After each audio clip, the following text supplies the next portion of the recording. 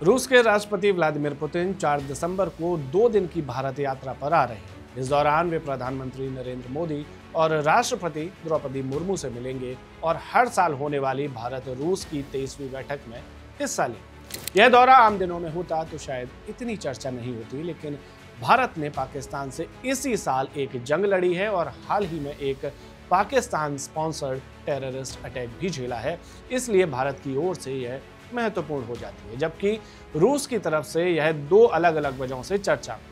पहली, रूस यूक्रेन युद्ध के 4 साल होने को हैं और पुतिन के खिलाफ इंटरनेशनल वारंट जारी है, जिसमें उनकी गिरफ्तारी का खतरा मंडरा रहा है। और दूसरी है उनकी सुरक्षा, जिस पर आज हम बात करने वाले हैं। नमस्कार, मैं हूं सिद्धार्थ और आप देख रहे हैं वन इंडिया, जिसमें आज हम बात करेंगे कि जब व्लादिमीर पुतिन भारत में होंगे तो उनकी सुरक्षा कैसी होगी।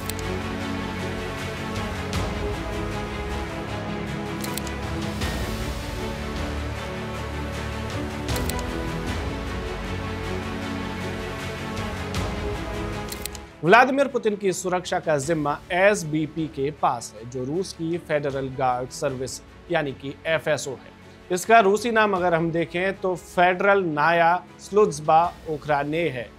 यह एक खास यूनिट है, इसमें 50,000 कर्मचारी काम करते हैं, जो कि अमेरिकी सीक्रेट सर्विस से 6 गुना ज्यादा है। पुतिन के आसपास हमेशा 30 हथियारबंद गार्ड रहते हैं और भीड़ में भी सैकड़ों एजेंट मौजूद होते हैं। कई बार ये एजेंट आम लोगों जैसे कि आइसक्रीम बेचने वाला या भीड़ में खड़े लोग या फिर पत्रकार या फिर ट्रांसलेटर के रूप में मौजूद रहते हैं। आपको याद होगा जब 2019 में कनाडा के पूर्व प्रधानमंत्री जस्टिन ट्रूडो अचानक से पुतिन के बहुत करीब आ गए थे, तो उनके बॉडीगार्ड तुरंत एक्टिव हो गए थे और ट्रूडो को रोकने के लिए कोशिश भी की थी, लेकिन पुतिन ने इशारे से उसे रोकने को कह दिया था। ये बताता है कि कितनी चुस्त सुरक्षा है।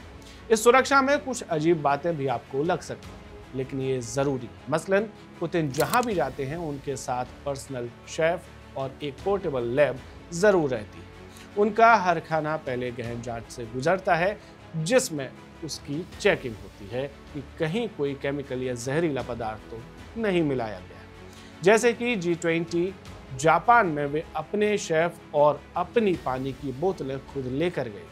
साथ ही उनके बॉडीगार्ड्स के पास 3 स्पेशल ब्रीफकेस होते हैं, जिसमें से एक ब्रीफकेस में बुलेट प्रूफ शील्ड, दूसरे में न्यूक्लियर कंट्रोल ताकि वे कहीं से भी न्यूक्लियर हमला करने का फैसला ले सकें, और तीसरा और सबसे महत्वपूर्ण बायो वेस्ट कलेक्शन के लिए। नहीं समझे, दरअसल पुतिन आम नागरिक तो है नहीं कि कहीं भी सड़क किनारे खड़े हुए और शुरू हो गए। उनका सूसू और पॉटी भी कलेक्ट होकर उन्हीं के साथ वापस जाता है और फिर उनकी सिक्योरिटी ही इसे ठिकाने भी लगाती है। पहले ऐसा नहीं था, लेकिन कुछ समय से उन्हें शारीरिक बीमारियों की अफवाहें उड़ी, जैसे कि उन्हें कैंसर है, कभी ट्यूमर बताया गया।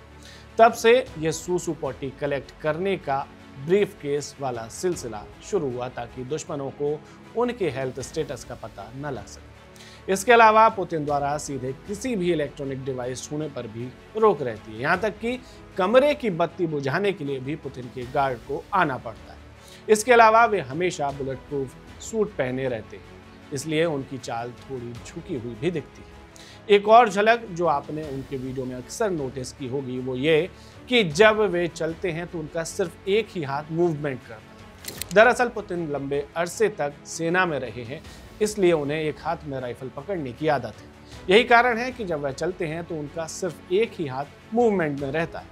पुतिन की लिमोजिन बुलेट प्रूफ होती है और बम और गैस हमले भी झेल सकते हैं। उनके ड्राइवर रिवर्स में तेजी से गाड़ी चलाते हुए भी फायरिंग कर सकते हैं। साथ ही कई संवेदनशील जगहों पर पुतिन अपने बॉडी डबल्स को भी भेजते हैं और सामने वाले को भनक तक नहीं होती कि वह असली वाले से मिल रहे हैं या फिर नकली वाले से। साल 2023 में यूक्रेनी खुफिया एजेंसियों ने दावा किया था कि उनके पास ऐसे कम से कम 3 हमशक्ल हैं।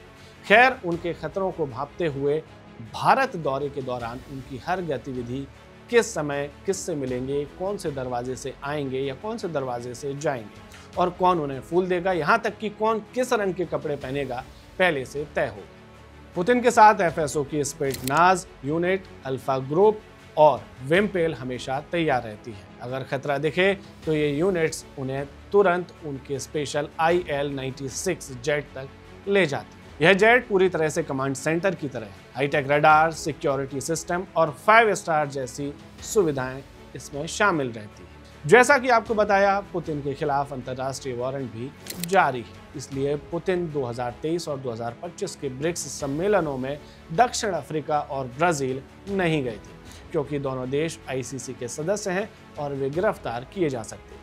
अमेरिका आईसीसी को नहीं मानता, इसलिए वे 15 अगस्त 2025 को अलास्का में ट्रंप से मिल पाए। वहीं भारत न तो आईसीसी का सदस्य है और न ही उसने रोम स्टैट्यूट साइन किया, यानी भारत में गिरफ्तारी का कोई खतरा नहीं। तो ऐसी है पुतिन की सुरक्षा और भारत यात्रा की तैयारी। हमारा ये रिसर्च आपको कैसा लगा, हमें कमेंट में जरूर बताएं। Subscribe to One India and never miss an update. Download the One India app now.